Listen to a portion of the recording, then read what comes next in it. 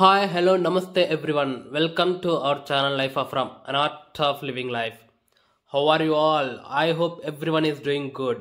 ముందుగా ఎవరైనా మన ఛానల్లో వీడియో చూడడం ఫస్ట్ టైం అయితే మన ఛానల్ని తప్పకుండా సబ్స్క్రైబ్ చేయండి. అలాగే సబ్స్క్రైబ్ బటన్ పక్కనే ఉన్న బెల్ ఐకాన్ ప్రెస్ చేయడం మాత్రం అస్సలు మర్చిపోవద్దు. ఎందుకంటే నేను వీడియో అప్లోడ్ చేయగానే మీకు నోటిఫికేషన్ రావాలి అంటే ఖచ్చితంగా మీరు మరి బెల్ ఐకాన్ ప్రెస్ చేయాలి కదా. ఇంకా ఈరోజు మన వీడియోలోకి వచ్చేస్తే ఆల్రెడీ థంబ్నెయిల్ చూడగానే అర్థమైపోయి ఉంటుందని అనుకుంటున్నా, మాహోర్గఢ్ పార్ట్ 3 వీడియో అని.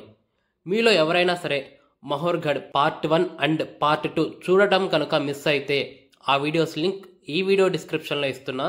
సో మిస్ అవ్వకుండా వీడియోస్ చూడండి.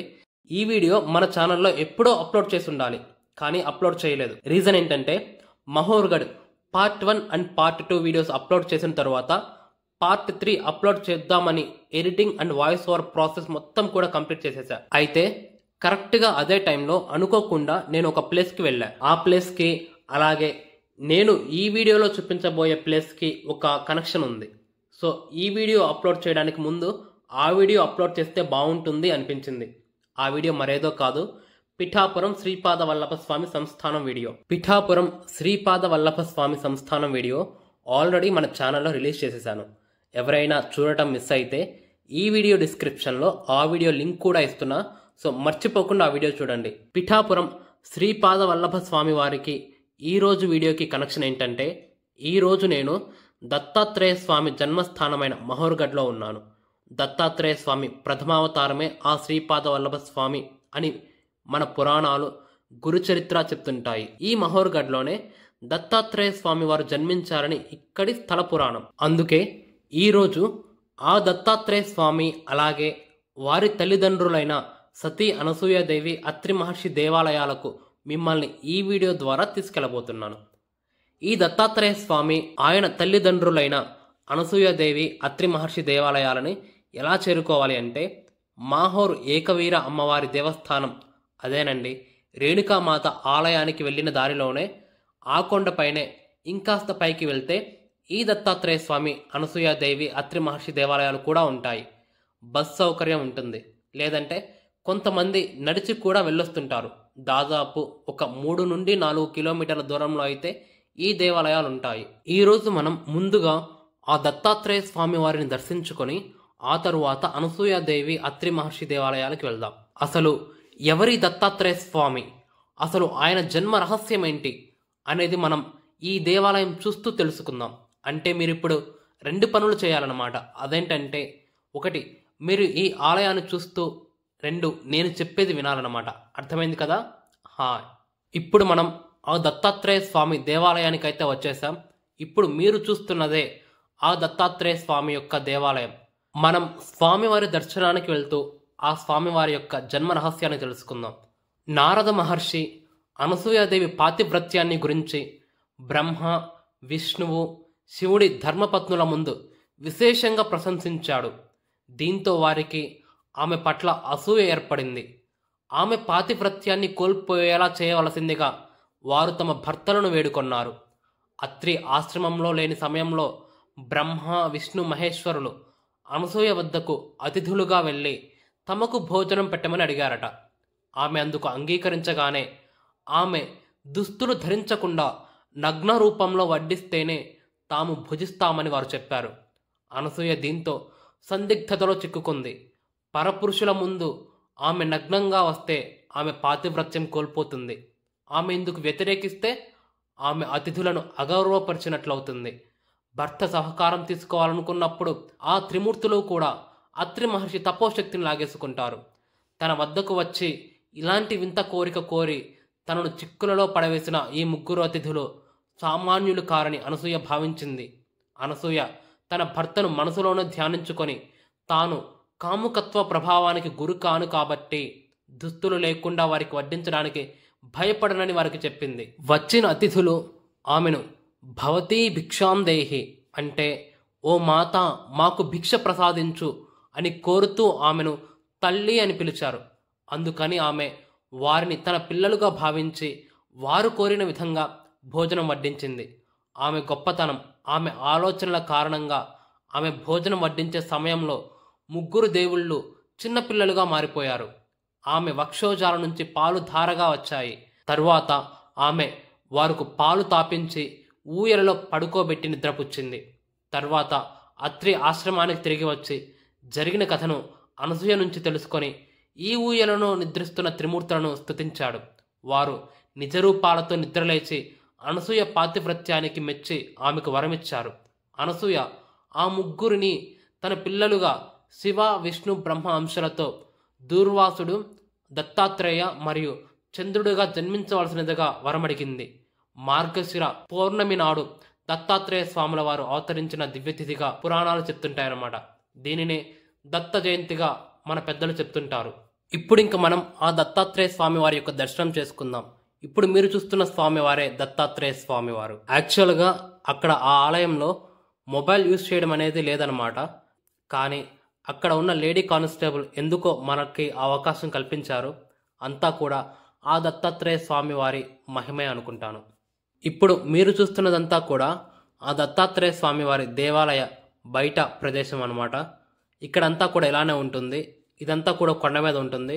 అలాగే మన సైడ్ టెంపుల్స్లో ఉన్నట్టు ఇక్కడ అన్నప్రసాదం అట్లాంటిదైతే ఏమీ లేదు. కాబట్టి ఎవరైనా సరే వెళ్ళేటప్పుడు ఏదైనా తినడానికి తీసుకువెళ్తే బాగుంటుంది. లేదు అక్కడ దొరికే ఏవైనా సరే తిని ఉండగలుగుతామనుకుంటే ప్రశాంతంగా ఏవో తినడానికి దొరుకుతాయి. పండ్లు, చిరుతిండ్లు లాంటివి అవైలబుల్ ఉంటూనే ఉంటాయి. కాబట్టి అవి తినేసైనా ఉండేసేయచ్చు. ఈ దత్తాత్రేయ స్వామివారి దగ్గర నుండే మాహోరు రేణుకామాత అమ్మవారి ఆలయం కూడా కనిపిస్తుంది. ఇప్పుడు మీరు చూస్తున్నది ఆ ఆలయమే. ఇంకా మనం ఆ దత్తాత్రేయ స్వామి వారి యొక్క తల్లిదండ్రుల దేవాలయానికి వెళ్దాం. ఇందాక కొండ ఎక్కేటప్పుడు గోందు కటోరి మాకు చాలా ఎక్కువగా కనిపించింది. సో వచ్చేటప్పుడు చూద్దాం అనుకున్నాం.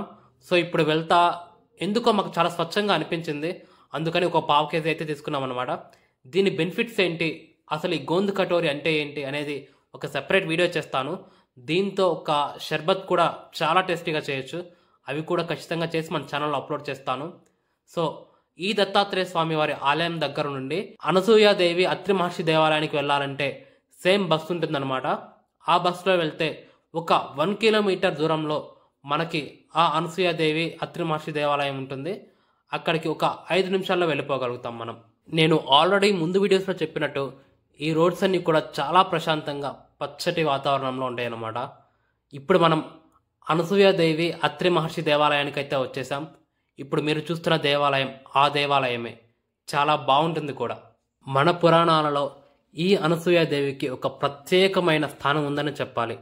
ఆవిడ పాతివ్రత్యం కూడా దేవతలు అసూయపడేంత గొప్పగా ఉంటుందని ఇందాక నేను చెప్పిన కథ ద్వారా మీకు అర్థమై ఉండొచ్చు. ఈ ఆలయానికి వెళ్ళడానికి 2 మార్గాలు ఉంటాయి. ఎటైనా వెళ్ళొచ్చు, ఎటైనా రావచ్చు. ఎటైనా సరే దాదాపు ఒక 100 నుండి 150 వరకు మెట్లు ఉంటాయి. చాలా ప్రశాంతంగా వెళ్ళొచ్చు, చాలా ప్రశాంతంగా రావచ్చు. ఎటువంటి ఇబ్బంది అయితే ఉండదు. ఈ మాహోర్గఢ్లో ఇప్పటి వరకు మనం 3 దేవాలయాలు 3 కొండలపై ఉండటం చూసాం. అదేంటంటే రేణుకా అమ్మవారు ఒక కొండపైన, దత్తాత్రేయ స్వామి వారు ఒక కొండపైన, అలాగే అనసూయాదేవి అత్రి మహర్షి ఒక కొండపైన ఉన్నారనమాట. అయితే రేణుకామాత ఉన్న కొండని రేణుకా మహర్, దత్తాత్రేయుడు ఉన్న కొండని దత్త శిఖర్ అని, అలాగే అనసూయాదేవి ఉన్న ఈ కొండని అనసూయ శిఖర్ అనే పేర్లతో పిలుస్తుంటారు అక్కడ. ఇప్పుడు మనం చూస్తున్నది ఆ అత్రి మహర్షి యొక్క దేవాలయం అన్నమాట. ఇక్కడ ఆ అత్రి మహర్షి వారు లింగ రూపంలో కొలువై ఉన్నారు. సరైన కారణం ఏంటి అని నాకు తెలియదు, కానీ ఈ అత్రి మహర్షి కానీ అలాగే ఆ దత్తాత్రేయ స్వామి వారి కానీ మనకు లింగ రూపంలోనే చతుర్ముఖంగా దర్శనమిస్తుంటారు. మీలో ఎవరికైనా సరే ఈ చతుర్ముఖంగా లింగ రూపంలో కనిపించడం వెనుక ఉన్న కథ ఏదైనా సరే తెలుసుంటే తప్పకుండా కమెంట్ చేయండి. నేను మీతో మాట్లాడి ఆ కథని తెలుసుకోవాలనుకుంటున్నాను కూడా. ఇంకా మనం ఆ సతీ అనసూయ అమ్మవారి దేవాలయానికి వెళ్దాం. అయితే ఇక్కడ కూడా ఆలయంలో మొబైల్ యూజ్ చేయడం అనేది లేదనమాట. కానీ పోలీసులు కూడా మనల్ని మొబైల్ యాక్సెప్ట్ చేయలేదు అమ్మవారిని చూపించడానికి. సో నేను మీకేంటంటే ఆ ఆలయం బయట ప్రదేశం అలాగే ఆలయం లోపల కూడా చూపించగలుగుతాను, కానీ అమ్మవారిని అయితే చూపించలేను.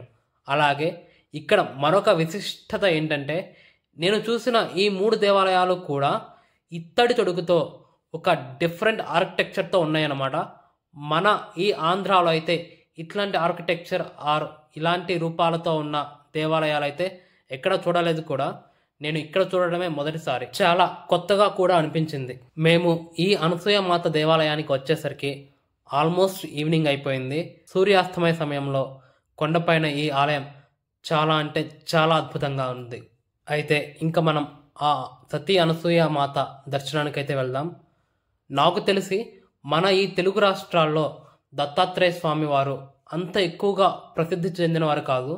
కానీ మహారాష్ట్రలో ఆయనకు ఒక ప్రత్యేక స్థానం ఉందనే చెప్పాలి. ఎందుకంటే ఈ వీడియోకి ముందు నేను అప్లోడ్ చేసిన పిఠాపురం శ్రీపాద వల్లభ స్వామి వారి దేవాలయంలో చూసినా సరే మన తెలుగు వారి కన్నా కూడా మహారాష్ట్ర నుంచి వచ్చిన భక్తులు ఎక్కువగా ఉన్నారు. సో ఆ స్వామివారి యొక్క మహిమలు అలాగే ఆ స్వామివారిని ఎక్కువగా ఆ రాష్ట్రం వారే తెలుసుకోగలిగారు అని అనిపించింది నాకు. సో ఇదండి ఈరోజు మాహోర్గఢ్ పార్ట్ 3 వీడియో. ఆల్మోస్ట్ చాలా రోజుల తర్వాత ఈ వీడియో రిలీజ్ అవుతుంది. మీ అందరికీ కూడా వీడియో నచ్చింది అనుకుంటున్నాను. మీకు కనుక ఈ వీడియో నచ్చితే మీకు తెలిసిన వారికి షేర్ చేయండి. అలాగే లైక్ చేసి కామెంట్ చేయడం మాత్రం అస్సలు మర్చిపోవద్దు. డెఫినెట్గా ఎవరైతే మహారాష్ట్ర వరకు వెళ్ళి ఈ ఆలయాలను దర్శించలేని వారు ఉంటారో వాళ్ళకి తప్పకుండా ఈ వీడియో షేర్ చేయండి. ఎందుకంటే అట్లీస్ట్ వీడియో ద్వారా అయినా సరే ఈ ఆలయాలను దర్శించే భాగ్యం వాళ్ళకి కలుగ చేసిన వారు అవుతారు. And thank you so much you guys for supporting our channel. ఈసారి మరొక కొత్త ప్లేస్ ఆర్ ఇంట్రెస్టింగ్ వీడియోతో మళ్ళీ మీ ముందుకు వస్తాను. అప్పటి వరకు మన ఛానల్లో మంచి మంచి వీడియోస్ ఉన్నాయి. సో వాటిని ఏవైనా సరే చూడడం కనుక మిస్ అయితే మర్చిపోకుండా ముందు ఆ వీడియోస్ చూడండి.